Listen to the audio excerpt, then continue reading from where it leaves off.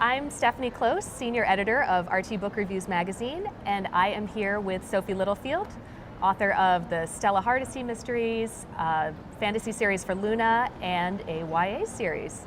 So welcome, Sophie. Thank you so much. We're so happy to have you at the convention. Thanks. So you write a lot of very different books. I do. So how do you go about separating them? Are you working on books in different series at the same time? I've been pretty lucky that I have not had to work on two projects at once. So everything's, my release dates have just turned out to be convenient. So they're spread out throughout the year, and that's sort of allowed me to do one thing at a time. I don't think I'm one of these writers that can work on two projects at once, although I did try it once. It was a disaster, and that book was never published. But no, I've just been really lucky that I can finish one thing. And then I actually like the distance that you get when a manuscript has been turned in, and I start on a new project, and by the time the edits come, I've had a little bit of emotional distance from it, and it makes me fresher for the editing. Sure, you can look at it with clear eyes. Yeah, that's how it works for me. Okay, that's great. So your post-apocalyptic novel just won the RT Seal of Excellence. All of us at the office love that book. I could not be more honored. We were talking before about how supportive your community has been, and that novel is special to me because it was kind of a gamble, something different, and your positive response was unexpected and really just made my year. It was that was affirmation that I guess meant a lot to me because it was so different, not only from anything that I had done before, but also different from things that were in the market already. Yeah, it has a lot of heart for a post-apocalyptic novel. Thank you. I think that's like, the nicest thing I've said about it. I definitely, I think that comes from the character, and that was a character that I felt very close to, if that makes sense. Sure. Without being one of those authors that says they have voices in their heads, that character definitely lived inside of me the whole time I was writing the novel. And I know the follow-up to it comes out this summer. Yes. Which we're all very excited about. I'm so excited. I almost feel like it was an omen. It comes out on my birthday. Oh, and I was thinking that'll be a great 48th birthday present. So perfect. So I have to ask, in the follow-up, do we find out more about Smoke, the mysterious man who accompanies your character on her journey? Oh, Adam is going to kill me if I give anything away. Adam is my editor at Harlequin. He's wonderful. So I can't say too much, but yes, Smoke we do find out where he comes from and what led him to this place. Let's just say it's resolved over the last two books in the trilogy. So I'll give a little hint. Dor McFall is a character who's introduced in the first book, and he does have a major role in the second book. And Cass's feelings for the two men are challenged. They're ambivalent, and that's explored a lot in the second book. But yeah, I enjoyed writing that character. I was talking last night to some romance author friends, and we were saying how we have to fall in love with every hero that we create. And so of course I think both Smoke and Dor are fantastic characters because I just imagined them into existence, and so they had to be what I wanted. Of course. Good. And you also have a new Stella Hardesty book coming out this summer. Yes, I'm very excited. Speaking of sexy heroes. Do you like Goat? I love Goat. I love Goat too. I was at the Tucson Book Festival a couple weeks ago, and they were asking me some questions about Goat, and I thought to myself, well, I'll just be out with this. I think bald men are really sexy. But I said that, and then I looked out in the audience, and all I could see was the bald men. It was hilarious. And afterwards, grinning ear to ear. Oh, they were so sweet. But I like creating characters that are a little different. So Goat to me is a very sexy man who's, he's mature. He's 55. But I just really enjoy him a lot. And the third book in the series is special to me because it explores more about Stella's relationship with her daughter, Noelle. And I have a teenage daughter, and so I think about mother-daughter relationships all the time. And they're not smooth, and I like the idea of showing a realistic challenge to the relationship. So it was a special one for me too. Does your daughter read your books?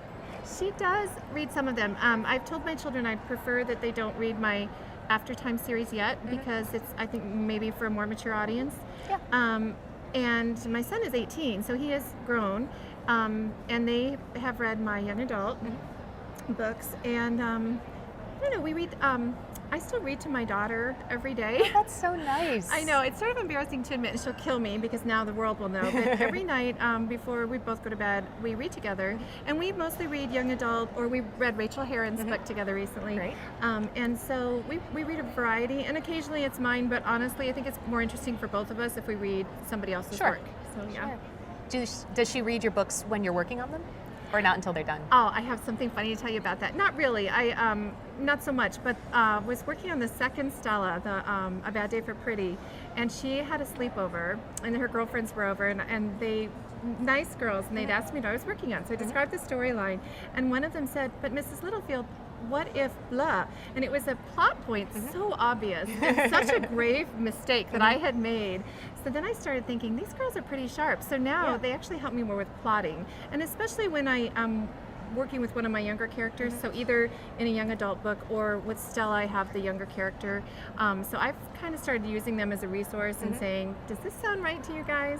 But I love the idea of a slumber party focus group it's with them all great. sitting in their sleeping bags. No, and the thing, I think it's, as parents and just as adults, we look at kids and we forget how smart they are and how acute their sensibilities are. And that's been one of the big lessons for me in writing YA, is just being sensitive to that and never ever taking for granted that I know what they are thinking or what they want. So I've had to become a lot more of a listener. Yeah. So. Yeah. Are there other differences that you've seen between writing adult and YA? There are a lot of differences. I think I was very lucky in that the editor at Delacorte, who's been helping me with my young adult novels, Stephanie Elliott, was willing to take the time to work with me and do a lot of revisions. That was the most revised novel that I've ever written, and I learned through what was a rather painful process. But you know, there's the obvious ones that we all know, like you don't talk down to a child when you write for children, and you need to. One of the things that was hard for me was to learn to be. To have a rapid pace at all times, because I do tend to get a little narrative-y. That's my style, and I learned that young adults really expect a fast-moving narrative. So I worked on that, and I think I've hopefully gotten better. I also had to learn that the young adult readership that I have really likes a lot of romance in their books, and I would say that I learned to put more in. So it's just little things like that, and a lot of it comes from my reader comments and the young adult bloggers, and then, like I said, my editor has been great at guiding me. So. Good. So what's going on with the YA series? Well, the second one comes out, it's called Unforsaken. It's the second and concluding book in that series. There's only 2 in that series. And then I'm actually writing 2 more novels for Delacorte. And I just started working on a new one. And I'm very excited about it. But we're still kind of working out the storyline, so I can't say much about it. But I have great joy when I sit down to work on it. And it'll be a standalone. Okay. Is it also paranormal? It is. It is, in a different way than the others. Great. When do you find time to do all of this? Well, you're so sweet. I love my job, and because I was a homemaker before, as you know, and so I'm at a place in my life where I suddenly had a lot more time, so it's more of a novelty for me. I love working, and I get up in the morning and work, and I basically work until I go to bed at night, and during the middle of the day, that's time for my kids. But I kind of see it as I'm kind of like an entrepreneur or a small business person, where the beginning of my career deserves all of my attention, so it gets all of my attention, pretty much all of it. The only things that I still do are I do go to the gym, and I do talk to my writer friends, and that's pretty much all I do. Good. Well, it's paying off. Thanks. So I'm enjoying every minute of it. Good. Well, we're glad you're doing it. Thank you, Stephanie. Thanks.